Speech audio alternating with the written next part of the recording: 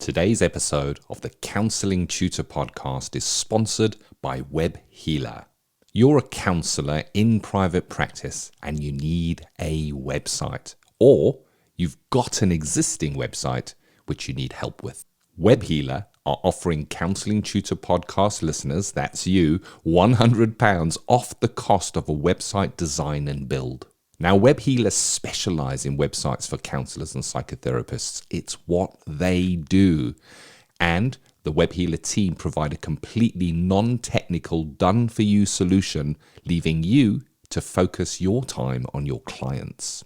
Operating for 20 years, Web Healer are a trusted resource amongst counselors when it comes to getting your practice online.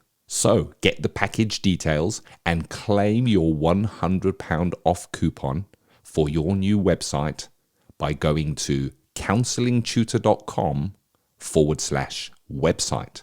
That's counsellingtutor.com/website. Hi, I'm Rory and welcome to episode 312 of the Counselling Tutor Podcast.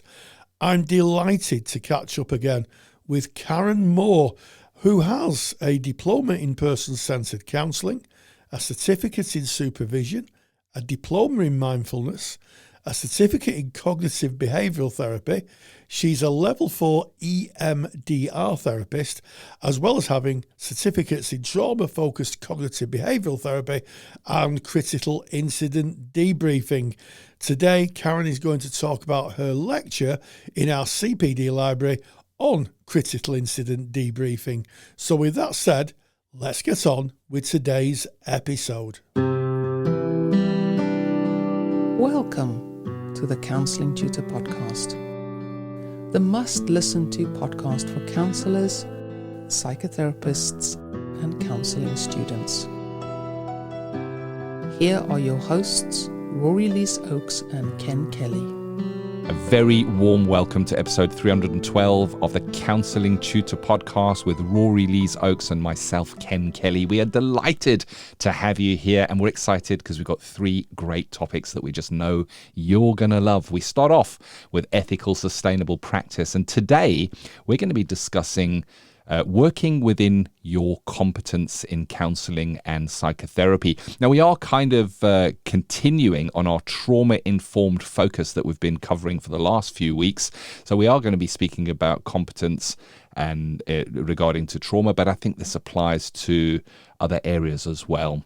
We then go into Practice Matters, the CPD section of the Counselling Tutor Podcast, and as Rory has already introduced, it is Karen Moore speaking about critical incident debriefing. So make sure that you listen to that one. And then for our students, it's Student Services. We warmly welcome students and recognize you on your journey. And today we're going to be speaking about when times get tough, because they do. You know, you go into your training and you can meet with some resistance at times. And we're speaking about knowing what your why is and having an anchor or a foundation to go back to when times get tough. So stick around for that one. If you're not a student, I think you'll get something out of this as well, revisiting the why. But let's kick us off, Rory, episode 312, starting off with ethical, sustainable practice, speaking about working within your competence. And I think it all starts with, what is competence? Yes, that's a very good question, Ken. And I think competence is mastery of a skill or a process. So, if you're cooking something and you're using an oven and you're using kettles and pans and all sorts of things, you need to have a degree of competence to make sure that, if you're using gas, you don't blow yourself up and you don't give people food poisoning, and that you have a degree of understanding of the processes that go into making the food that you're making. And usually that's done by someone having a recipe, isn't it? Someone has a recipe and looks at the recipe and makes the if you're baking a cake, makes the cake to the recipe. And I think we can all see where I'm going here, is that competence is about that recipe. And if we move from baking cakes to counselling, it's about training. Working within your competence is about being trained in a certain modality or a certain way of working or a certain client cohort. And unless we have that competence, we may find ourselves in some difficulty. And I think that certainly the idea I had when I qualified was that I'm qualified now, I can work with anything. And I soon found out that it wasn't the case, which is why I've spent the last 20 years or 18 years after qualifying doing one CPD course after another. If that was the case, if you leave college with your brand spanking new degree or master's degree or diploma and you think you're the finished article, then I think that you might be heading into stormy waters. And that is why we have CPD, because there's an acknowledgement that, different client presentations, even different client groups need to be understood. And we get, to use the cake analogy, we get the recipe, don't we? We go and get some training so we know we're doing it correctly. Beautifully said, Rory. I like how you put a recipe to that. I'm going to read this off our resource of the day. It's competence in counselling is defined as possessing sufficient knowledge, judgment, skill, or strength to perform a particular duty.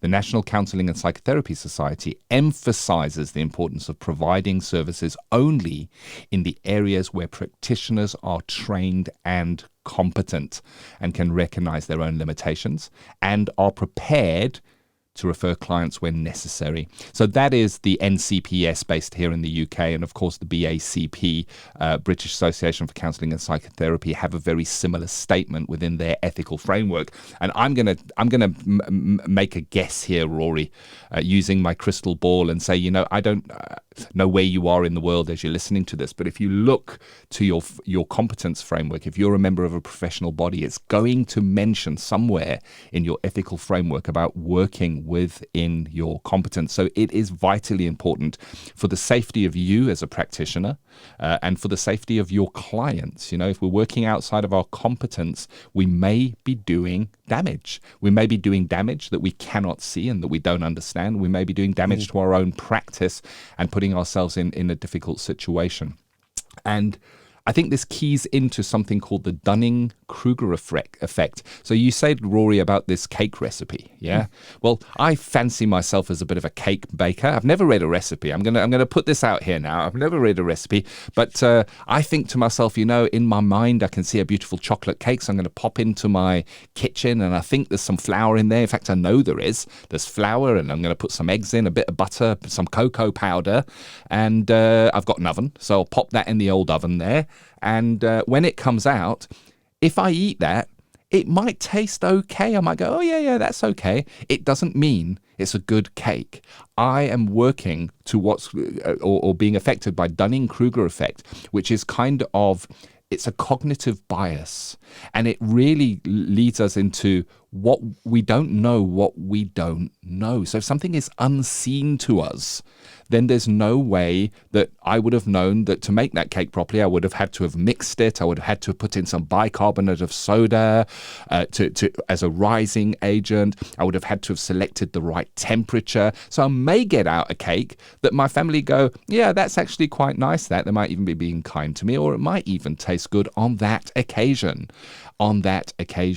Dunning-Kruger effect. Acting outside of your competence, yet feeling it is okay. And it's a bias that can affect any of us, Rory. Absolutely. And I remember in my early training being given a handout from, I think it was either a paper or an article written by the late Pete Saunders. And Pete Saunders is the person who does person-centered counselling in action, one of the contributors to it. Sadly no longer with us, but a great thinker in the world of certainly of person-centered counselling and counselling in general.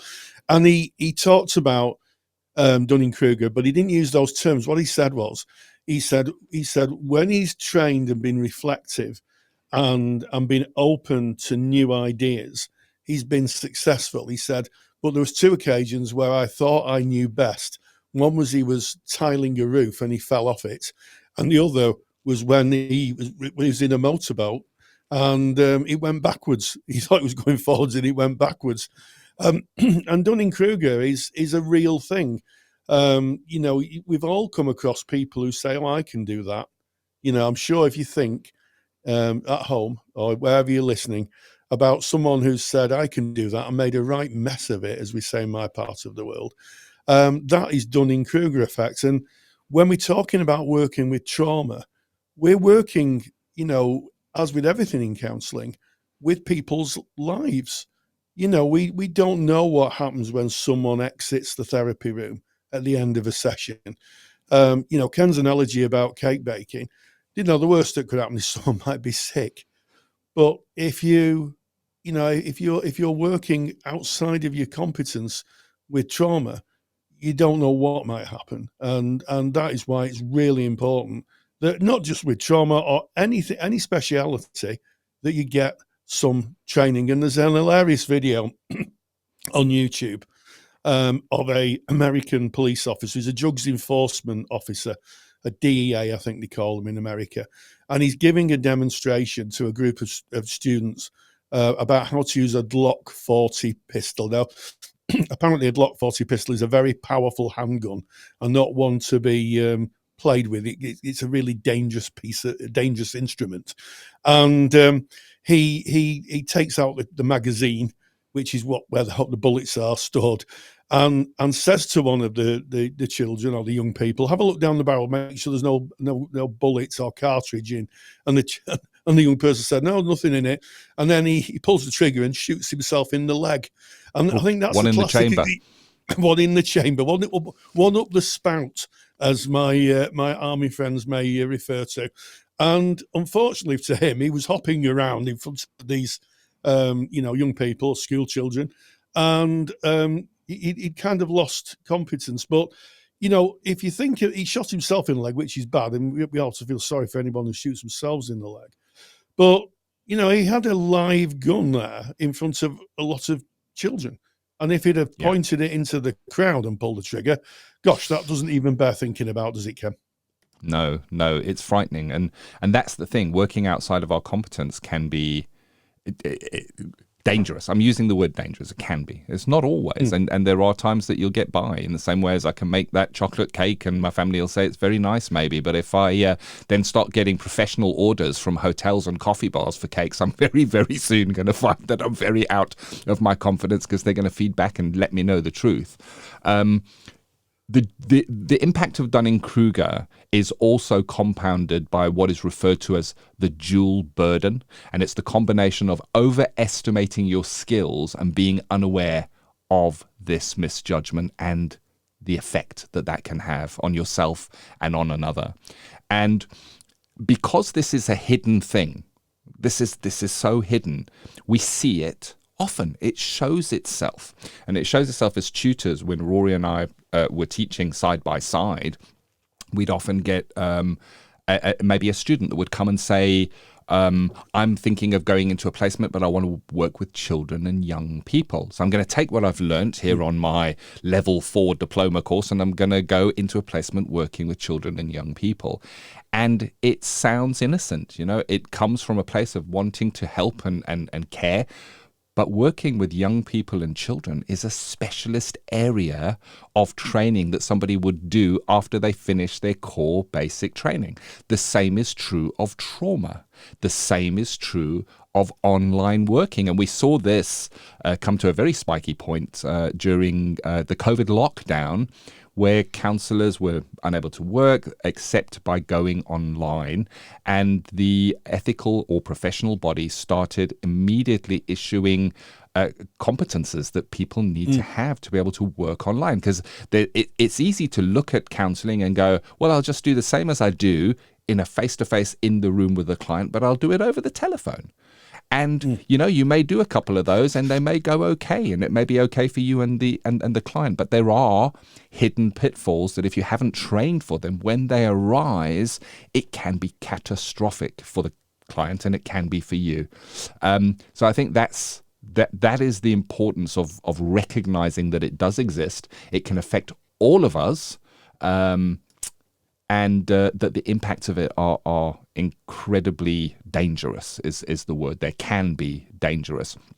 And I think that we should move on to strategies of self-assessment? Because if there is a blind area, then are there any strategies that we can use, Rory, for our own self-assessment if we find ourselves in a situation? Yes, well, if I were to be thinking about baking a cake and went to my friend the chef, my friend the chef might say, "How much do you know about baking cakes?" And I might say, "Well, I've seen it on the TV. How difficult can it be?" To which I would imagine he'd have a few choice words for me. But I think the first point is check out your own perceptions. One of the things that humans are really, really good at is kind of fooling ourselves into thinking that we could do things we can't. And I would, when I decided to work in the area of trauma, I went to my supervisor and said, "I'm thinking of working in the area of trauma." And she said, "Well, what training have you got?" And I said, "Well, don't need any training. I'm a qualified counsellor." And I left equally informed and berated from that session, I would say, and rightly so, because she said, well, as she was a specialist trauma specialist, she worked with young people who had very difficult backgrounds. She understood that it was really important to have training in that area. And I went and had training, and it was the same when I became a child therapist. I took training in the area because I realised, I have to say, I started, and Dunning-Kruger certainly soon kicked in with me when I realised that I needed a bit more than my initial training, and I took a course very quickly. I think it was over the school holidays, so I think I started in June, and then I took the training through the academic break. And when I came back, I was a lot more competent. And also, and this is the key thing here, is that my supervisor could supervise me with the new skill that I've got. And I do hear, certainly when we taught, where supervisors were unsure of the modality that was being taught. That's why when Ken and myself were tutors, we had to have supervisors for our students who understood the modality of therapy we were teaching. Because, some people had come to us and say, "Oh, I'm a supervisor, I'm a CBT supervisor." And we'd say, "Well, do you do person-centered?" "Well, no, I've done CBT." Well, that's not a great fit for a student who's learning. So the first port of call is speak with your supervisor and ask the question. And I think a good supervisor would say, "Well, do you think you should do some training, or do you think, how much do you already know?" And the conversation can go on from there. Yeah. And what came up for me there is the importance of having a supervisor that does hold the competences and the training within the area that you maybe are looking to work in. So what we don't want is a blind leading the blind. So online and telephone counselling, for example, if you look to the ethical guidelines, certainly of the BACP, certainly for ACTO, Association for Counselling and Therapy Online, the guidance is, if you are working online, running a practice of blended, maybe doing some of your work online or over the phone, that your supervisor should also have trained in that way of working so that they are able to support you through it. So that is that support through your feedback from your supervision. You can get feedback from your peers as well. It's interesting, you kicked this all off, Rory, about talking about graduating and not being the finished article, and realizing over your 20 years in therapy that CPD is continuing. And I guess that's why it's called CPD, stands for continuing professional development. Yeah, it's losing the name, isn't it? It doesn't stop. It's not like after 20 years you go, right, I've got it all now. Now I know this stuff. And it's interesting to watch your arc, Rory. If I've noticed anything in our discussions, as you have become more of a mature therapist, because I've known you way over 10 years now, you have done more CPD, not less CPD. Yeah. Isn't that an interesting thing to look at? That a more mature therapist is more likely to go, I want to do more CPD, because we realize that just improving our competences is always a good thing, and it's always in service of our clients. So we've got CPD, we've got the feedback and supervision. These are now, of course, I'm going through the strategies for self assessment and development within an area. And then the third one that I'd like to share is about questioning and reflecting. So we're asked as counselors, as psychotherapists, to when a session ends, we might have process around that. We'll do our notes, our professional notes, as they may be, but also we can process. We can think about what was that, how did that go, and look back. And being a reflective practitioner is part of the training we get, to be reflective and reflexive. Reflective being looking back and thinking about how that went, and how we felt that went, asking our clients maybe how it was for them, and then reflexive, looking at what do we need to do if we do recognize that there's something that needs to be applied, or something that we need to read, or something that we're made to learn on that. So these are taken from the super duper handout and article that we have here. It is called Working Within Your Competence in Counselling and Psychotherapy. It's a really in-depth article. It's got the whole of that story that Rory referred to of the officer that was in front of the classroom with the weapon and had the unfortunate accident there. And you can get that, the entire article and the handout. It's free. There's no charge for this. You just go to counsellingtutor.com, click on the podcast tab, make your way to episode 312. It's right there. And,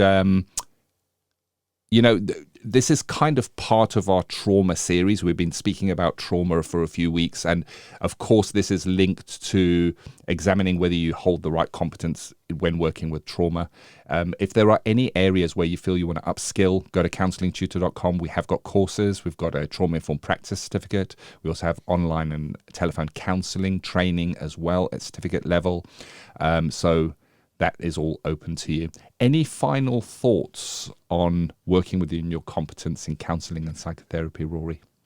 Yeah, well, I think I just pick up on your comments, Ken, about a healthy dose of introspection. It was interesting when I did my trauma-informed course. First question is, why are you studying to be a trauma-informed practitioner? And there was a lot of shuffling of feet, and there was a lot of looking in different directions.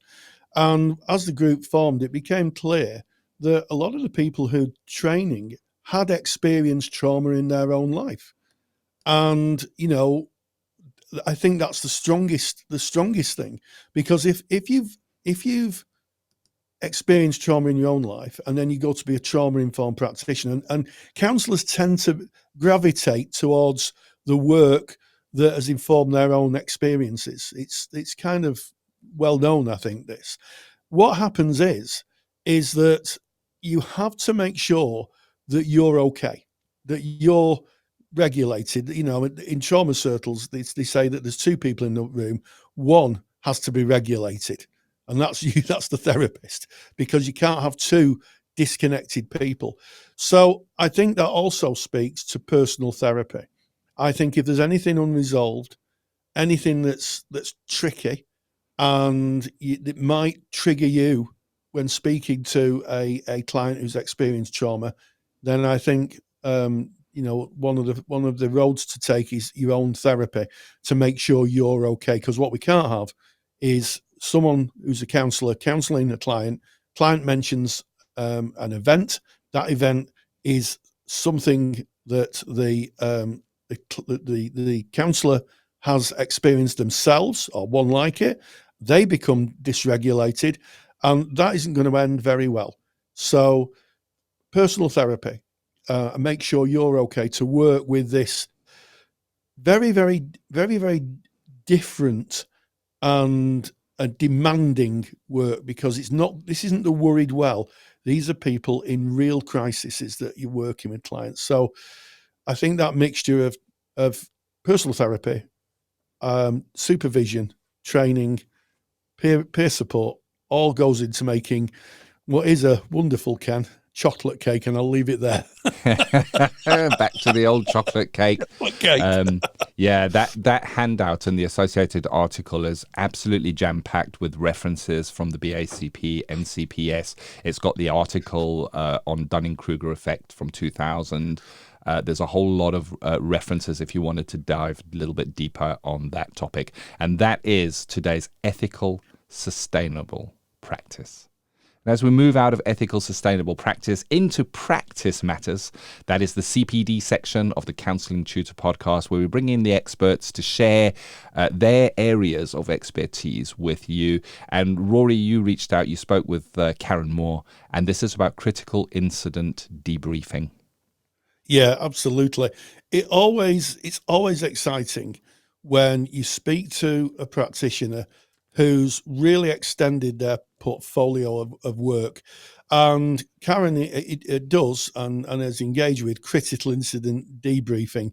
And it's another skill, another offer in her therapeutic portfolio, and quite exciting and rewarding work. I spoke to Karen about it, and this is what she had to say. Practice Matters is proudly sponsored by the Counsellor CPD Library. To access top quality, relevant continuing professional development for your practice that you can do at a time that suits you, and all for less than the price of a cup of coffee, visit counsellingtutor.com. There are lots of different ways that therapists can use the skills and the training they've acquired through counselling, some very, very creative, which is why I'm really excited to be speaking to Karen Moore, who is going to be talking about critical incident stress debriefing and has made a fabulous lecture for the CPD Library on that very topic. So, Karen Moore, thank you so much for joining us. Yeah, thanks for having me. Thank you. Yeah, it's a pleasure. Do you want to just talk a little bit about your kind of training history? Just tell us a little bit about your background. Yeah, I qualified 9 years ago, can you believe it, in person-centred. And I went on then to do a CBT qualification. I also did the Stop Sex Offending qualification. I then became accredited and then went on to do my EMDR, and I'm just currently, as we speak, submitting my EMDR accreditation as well. Wow. So I've not stopped. You haven't.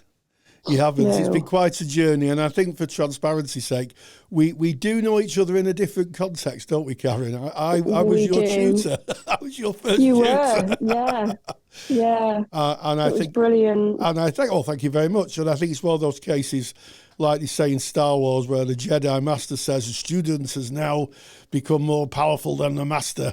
And you've certainly had a fantastic career trajectory.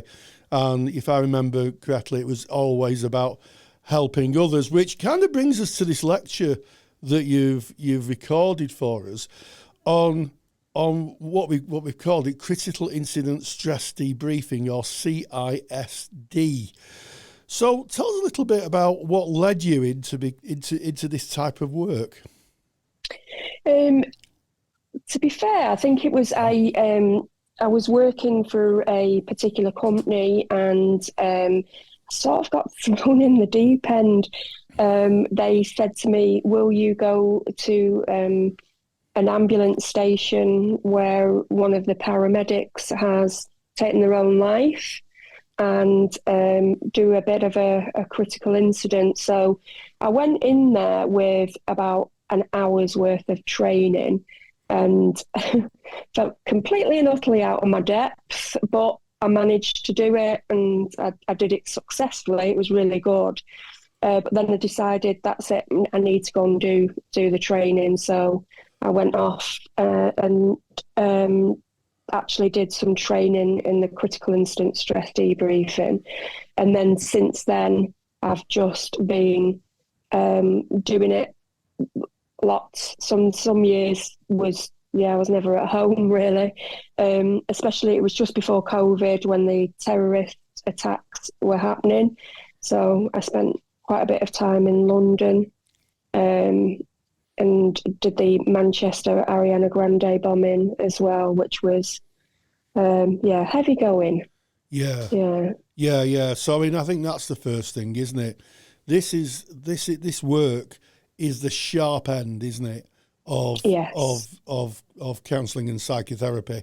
You know, first of all, you're going to have to travel, so it's work you travel to, Yeah. and secondly, you know exactly where the work, at least where the starting point of the work is going to be, because you get briefed. So, I guess, but my next question is, what is the point, I guess, of critical incident debriefing?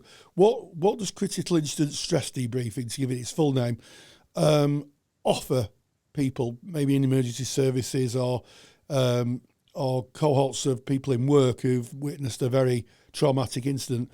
What's the takeaway for them if they attend? So the theory is that obviously you don't go in until 48 hours after the event has happened, because you do the people that have been involved do need to have a level of what's happened, and then you go in and you offer psychoeducation and letting them be able to recognise what symptoms they may suffer from and what is a normal abnormal situation. So it gives them something to take away, but it also helps them to put things into chronological order as well, because as you know, when fight, flight, freeze, flop, especially the freeze flop element, we tend to, things become a bit dissociative and things like that. So it helps people to be able to patch it up and make sense of what has happened, basically, and to know what to do going forward. Yes, and what you've referred to is, of course, the limbic system, that part of the brain that deals with the fight or flight.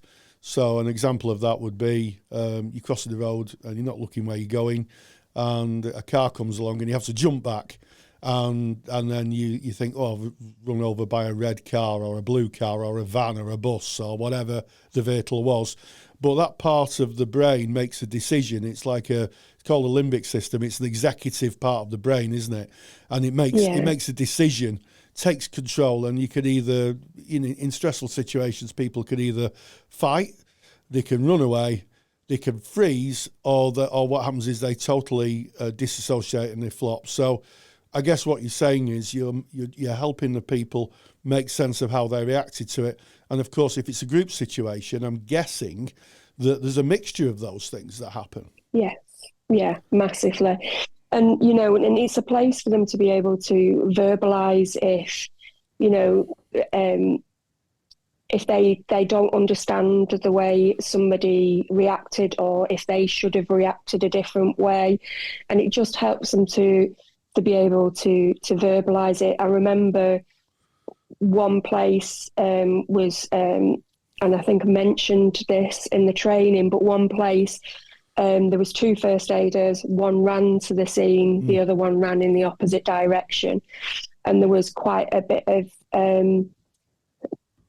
anger is probably the word, and why did you leave me type of thing. So it gave them the opportunity to be able to verbalise, and then with the psychoeducation they then realised that that other person didn't have a choice. It was part of their fight flight response, and they just went in the opposite direction. So that's one of the things that is definitely part of critical incidents as well, is thinking on your feet and dealing with conflicts, because that can be quite a big one with it as well.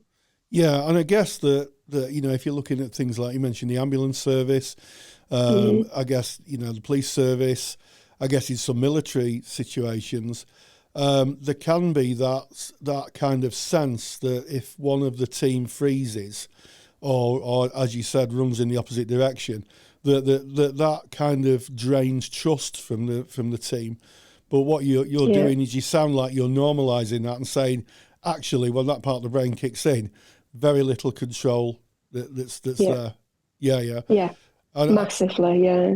Yeah, and I remember watching a YouTube video. There's a guy called Sean Ryan, who's the ex-American Navy SEAL, like an SAS Special Forces guy, and he was highly trained and he'd been in lots of conflict situations, and he experienced the same thing. He had to do a specific operation and found himself freezing, and it was explained to him that that's exact. These things do happen. So I think that's very, very useful. From a team cohesion point of view, so that you can help build trust and repair any fractures. Yeah, definitely. It's I mean, you mentioned the the blue light part of our world. They do have a debriefing as well, but it's more of a structural debrief rather than a psychological. So just checking, did we have the right equipment and things like that.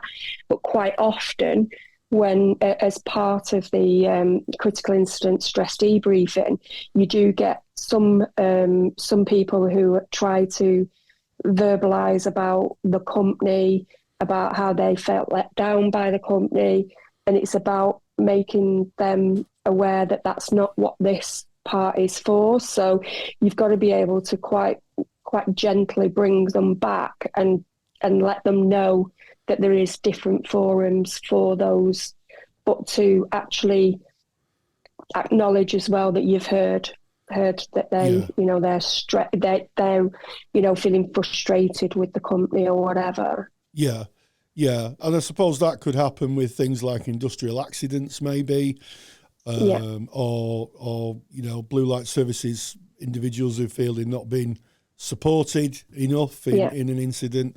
Yeah. Now, is there a point where you may say to a participant in a critical incident stress debriefing situation that they should really go and seek their own personal therapy? How does that work? Do you take them to one side, or do you just mention it in the group?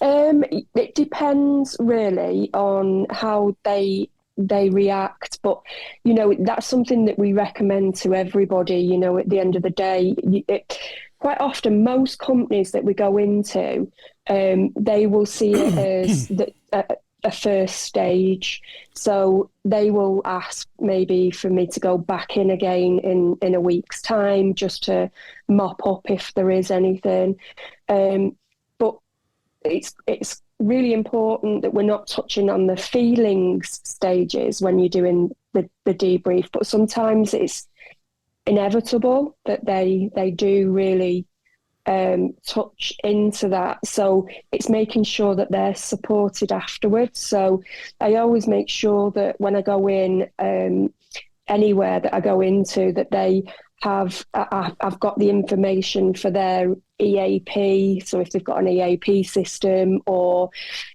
places to be able to signpost them to, so the GP, things like that, so I make sure I have that information before I go in.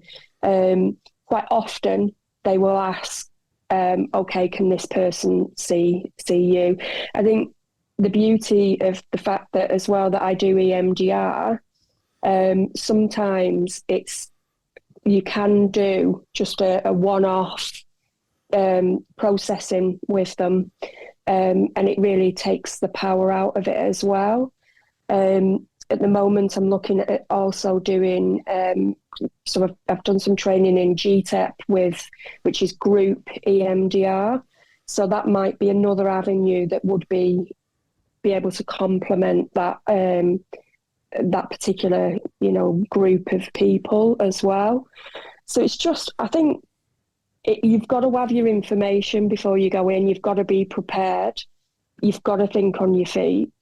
And like I said, you've got to be prepared for a bit of conflict as well, because it does happen more than I think. Find with a lot of the groups as well, people can tend to fragment. So you'll have people will start blaming each other, or, especially if industrial accidents or things like that, they can start becoming quite fragmented, and sometimes you might need to bring in some mediation, get mediation in to be able to get the team working together again. So it's not just about that particular day, it's about forward thinking as well, and supporting the managers in what decisions they make next. Yeah. So it sounds to me like it's not just pitching up and getting everybody to sit in a circle. There's a lot of preparation work. So you talked about EAPs, employment assistant programs. So is there any referral pathways you can refer them? Does the company provide maybe therapy or other forms of support? And also there's the debriefing element for the managers to help them understand the process of it and their needs. So it seems to be a very technical endeavour. And I heard you say that part of it wasn't actually getting into the process of feelings. It's about debriefing the situation. So you're not running a group therapy situation here. No. It's purely timelining and psychological education, helping people understand why they feel the way they do. It is massively, yeah. And it can get complicated, as you're trying to put things into chronological order. So that's why it's really important to separate the groups out as well, to stop vicarious trauma as well. So, the people who actually witnessed it, and then the people who were first responders, and then everybody else thereafter. So it is really important to actually put those groups separately, so that they're not being contaminated by each other's emotions as well, and taking that on board as well. So it's really useful to have two of you as well, so that if somebody does bolt and heads for the door, then the other person can go out and just check that they're okay, and what they need, see if they want to come back in, whatever it is. And it is really important as well to make them aware that they don't have to talk as well. So they can just listen and just absorb what's being said. You've just got to have your eyes here, there and everywhere, and just be absorbing and taking on board what they're saying. So Would you then, you talked about people have vicarious trauma and secondary traumas, and vicarious trauma, just to remind everybody, is where you get trauma by association. So you might watch something on the TV that's traumatic, and you may feel those sensations as well, or you may hear a story that can put you into vicarious trauma. Therapists sometimes experience it. They worked a lot with people who've been in traumatic situations empathically. That part of them gets traumatized too. So as part of that work, would you look at different cohorts of people? Would you work with the organisations and kind of separate the cohorts and say, do you want to say a bit more about that? Because I think that's quite interesting as well. It is, and depending on how open the managers are, most of them are open to suggestions about how to deal with things and what to do, and a lot of it as well though is around that psychoeducation around the vicarious trauma, telling the managers this is maybe what they're feeling, this is maybe what they need. But it's also really important though of the confidentiality. So it is a real fine juggling act of how much you disclose of what is needed. So I found as well that there's a lot of moral injury as well, which is another one that to look out for as well. So when you go into these places, you need to be clued up on the things that could crop up, like the vicarious trauma, moral injury, all those types of things that you need to pick up on and be able to offer the support and tell them where to go to get that particular support. Just say a little bit more about moral injury, because this is quite a new term, or moral fracture. Yeah, moral injury is really, it's only past few years that I've learned more about it. So moral injury, the best example, I suppose, is if you've got during COVID and you've got a doctor, he's got 12 patients and he's got 6 CPAP machines, and he needs to decide which 6 are gonna have the chance of living, basically. I think that's the best way. Do you agree? Yeah, I think so. Moral injury or moral fracture, a lot of, I think that's a great example. You know, during COVID, there was nurses, doctors, medical staff who had to make a decision who was getting the respirators, the CPAP machines, I think, are like respirators or breathers, and they didn't have enough, and they had to triage, and they had to make a decision who was going to live and who was going to die. And that's very different from post-traumatic stress. That's moral fracture is where your moral compass is broken, isn't it? That's it. Yeah. Quite a new idea, really, in the world of trauma, but certainly one that's gaining a lot of traction. So, I guess my final question is: you're a wandering minstrel travelling the highways and byways of the UK, and what happens is that you're going into group situations, working with traumatised people, having to negotiate with managers or senior leaders. How do you support yourself in this? Because this sounds like going into one battlefield after another, to use a military term. Making sure that I have debriefs myself. So I debrief with my supervisor or with other therapists that I need to, that are trained the same. Self-care, I'm very good at self-care. I do like self-care. So I do make sure that I have that in place. One of my big things is I only work 6 weeks and then I have a week off. So that helps me to decompress, and I just make sure that I do the things that I need for my emotional well-being. But yeah, supervision and debriefing for myself is really important. Yeah, absolutely, because it does sound like very demanding, specialised work. In terms of the lecture, if you had any takeaways you hoped that someone watching the lecture would take away, what would they be?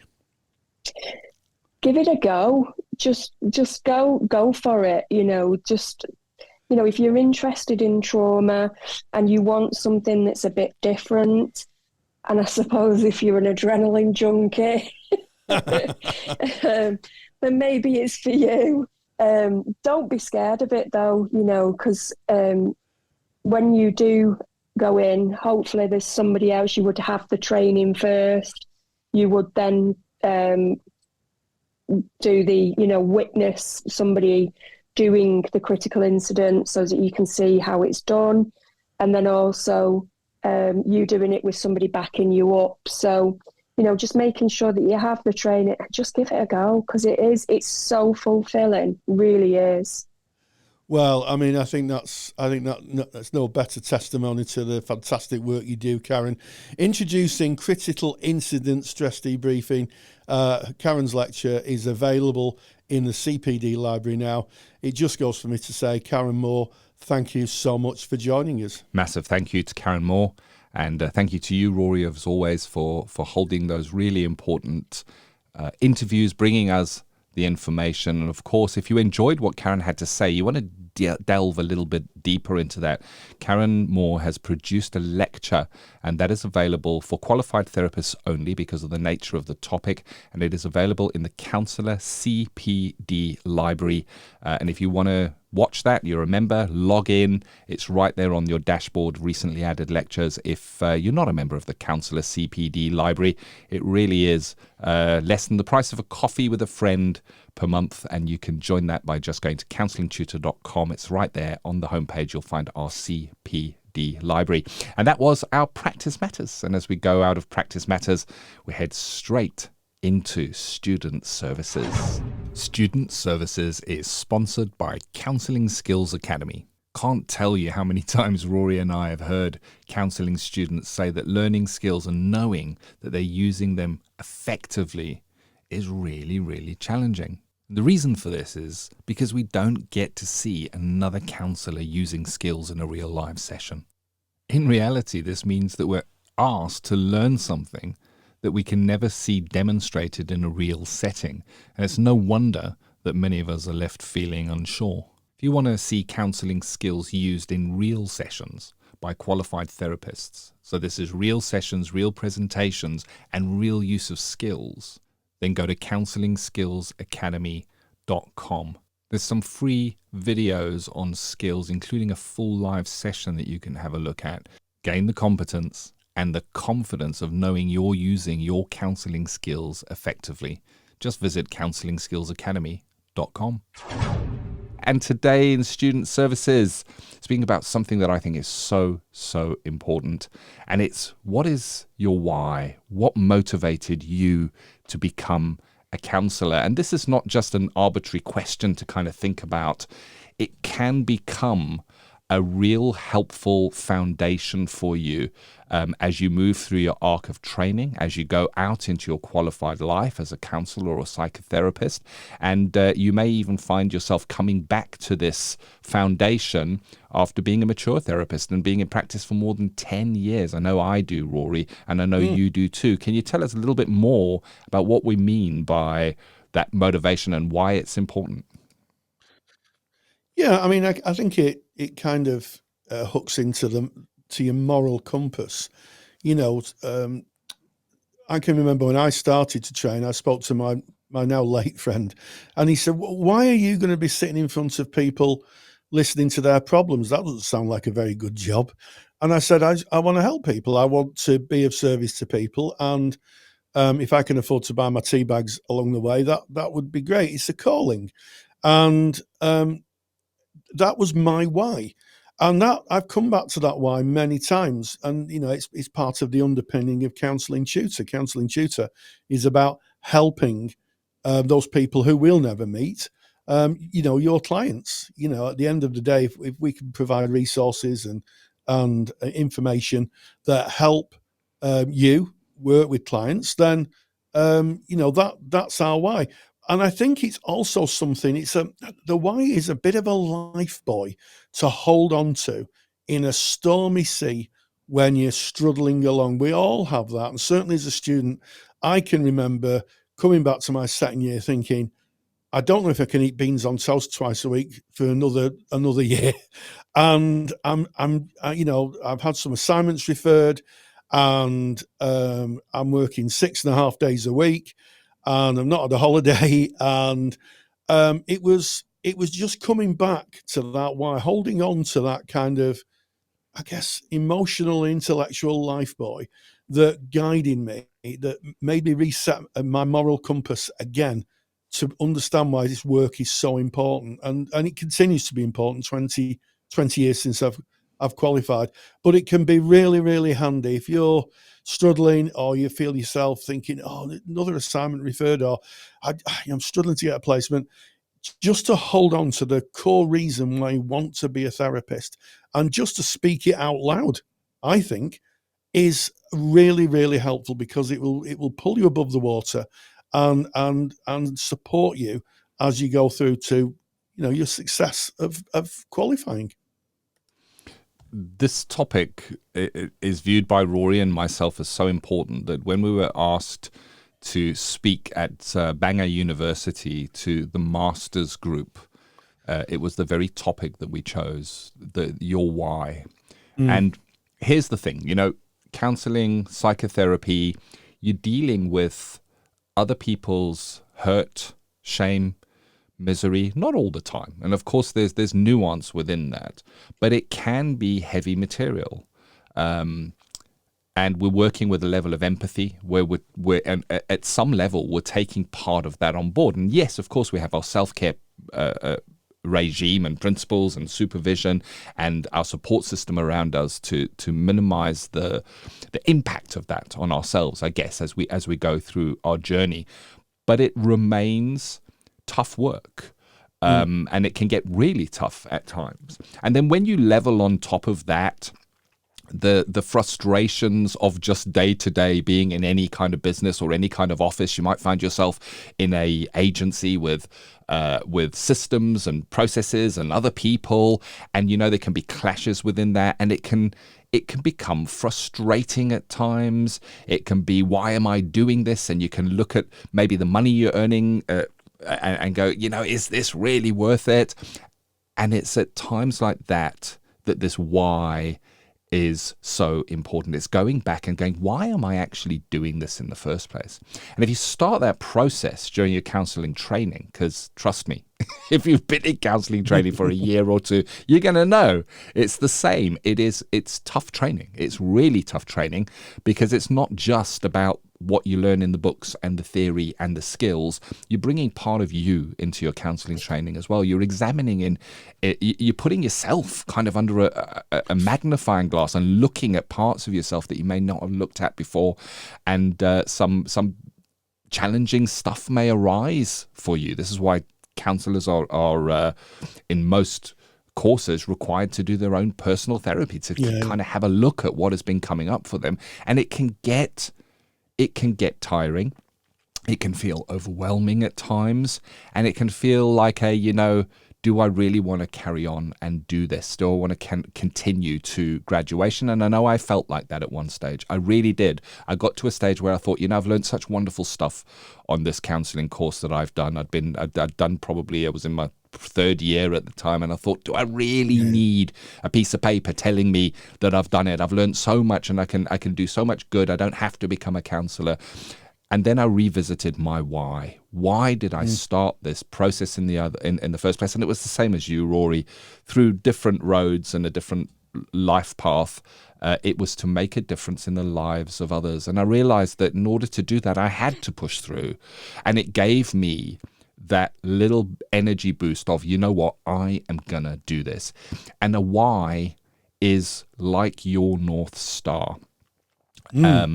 It's always there. If you get lost, if night gets dark and you don't know where you are, you can always look up and go, where's that North Star? And you can reorientate yourself and have something that that you are following for the best of reasons. Nobody can give you your why.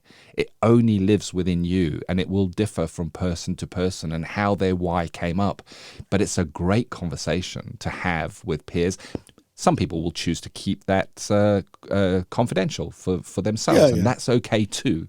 But look, why are you doing this? What's the reason that you decided to go, I'm going to become a counselor? And the other thing about a why is that it is not a goal.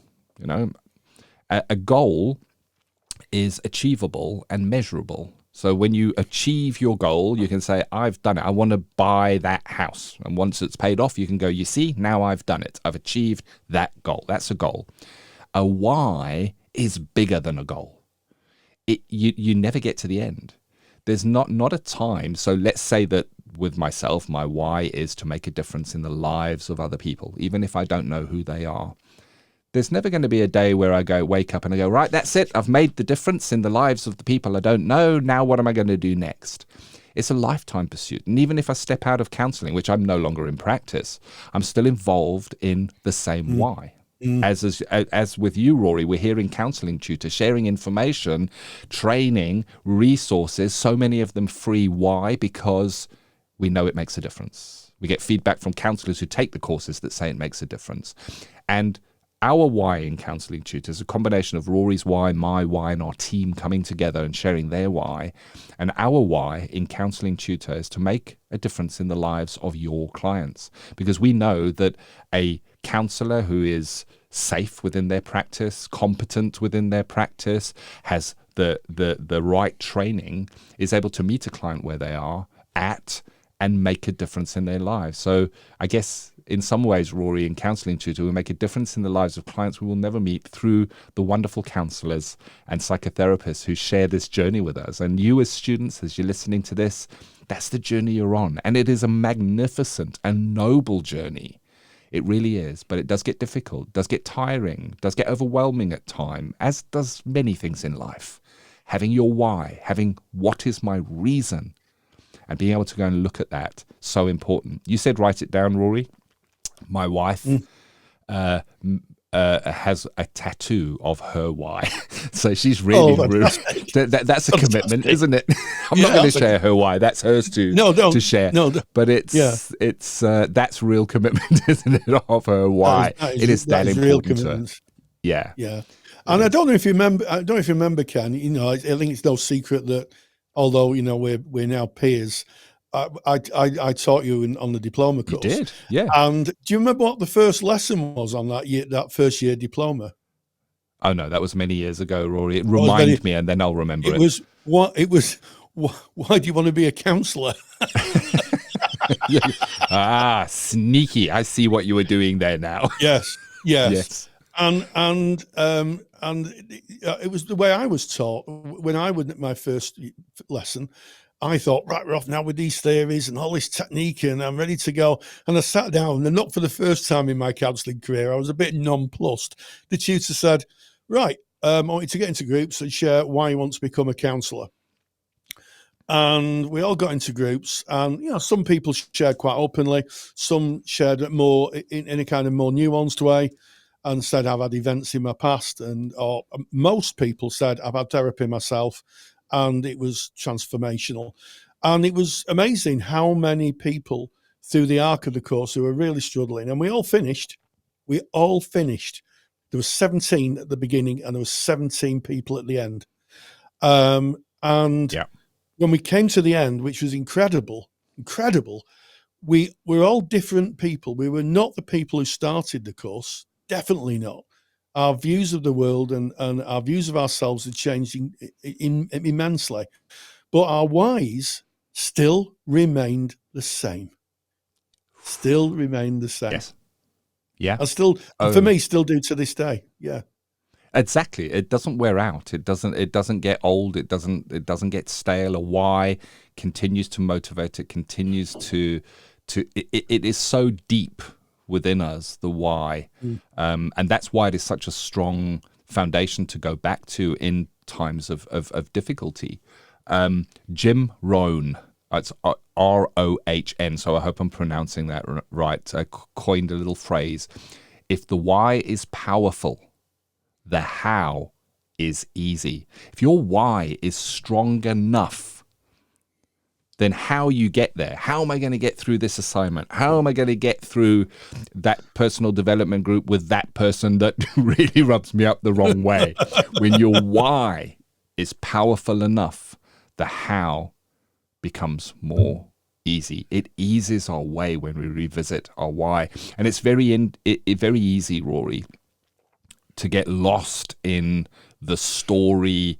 So I kind of used an example of being in an agency and there's a number of counselors there and it's busy and your workload is high and that person said this and they didn't put the file in the right place and they didn't tell me and I didn't do that and I didn't have enough leave and they got and I didn't get. Very easy to get caught in those stories. I get caught in them all the time.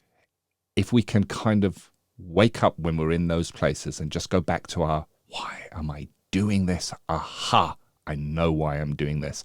Then all of that story becomes inconsequential. It really does. It pales into insignificance when you put it next to your why. Your why is the most powerful thing that you have as a student. And I hope that you accept this as a gift. I hope you see it. That is my wish for you, the importance of your why. Yeah, well said, Ken. And I'm sure there'll be some counselling tutors out there scribbling this down for the first lessons. So if you do hear it, be kind to them. Don't say Ken and Rory told you. But yeah, it's really important. And you know, we do acknowledge. You know, I always said, Ken, that counsellors aren't educated; they're forged, and they're forged in the fire of personal development and the processes of becoming a therapist. And I had some students who had done degrees, master's degrees. One had a PhD, and she said this is a lot harder than doing a PhD. And she was a psychologist, and I said, well, you know what they say? I said psychology is observing the mountain, and counselling's climbing the mountain, carrying someone along with you. I said, and that's the difference. And we need people who are strong enough to be able to do that. I mean, I guess the analogy is that they were kind of emotional special forces, really, aren't we? That's what we are. I like that. Oh, I like that. I've got a picture in my mind and a tattoo in mind of my emotional special forces. Well, I'm not having a tattoo, but if you want one, you go ahead. No, I'm all right. Thanks, Rory. This has been episode 312 of the Counselling Tutor Podcast, and we're so grateful that you joined us today. The National Counselling and Psychotherapy Society, or NCPS, proudly sponsor this podcast, supporting students every step of the way. Join the NCPS for resources, training, and a friendly, knowledgeable community to enhance your learning experience. Visit ncps.com. Yes, we started off with ethical, sustainable practice, and we talked about working within your competence, not falling foul of the Dunning-Kruger effect and effectively shooting yourself in the foot. In Practice Matters, an interview with Karen Moore on critical incident debriefing, and of course there's a lecture from Karen in our CPD library. And then in Student Services, what motivated you to become a counsellor, using your why when the things get tough. A little bit of an inspirational anecdote from myself and Ken, but also the reality of doing the work that we do. And I'd like to thank those people who have left 5-star reviews on our podcast platforms such as Spotify or iTunes. And we always like to get some feedback from our listeners. So if you could do us a favour and leave us a review, Ken and myself love to read them. It makes all the difference. And if you think you've heard anything that's of use to a friend or a colleague, why not share this podcast on your social media pages or your Twitter or your X or whatever people use nowadays. And as always, stay grounded and stay safe. Take the stress out of your counselling studies and get the support of Rory and I by joining us in the Counselling Study Resource. Counselling Study Resource, or CSR for short, is the world's most comprehensive assignment guidance and study support resource for students just like you of counselling and psychotherapy. See how Counselling Study Resource can help you. Visit counsellingtutor.com. That's counsellingtutor.com. Thank you for listening to the Counselling Tutor Podcast. Find the show notes for this episode by visiting counsellingtutor.com.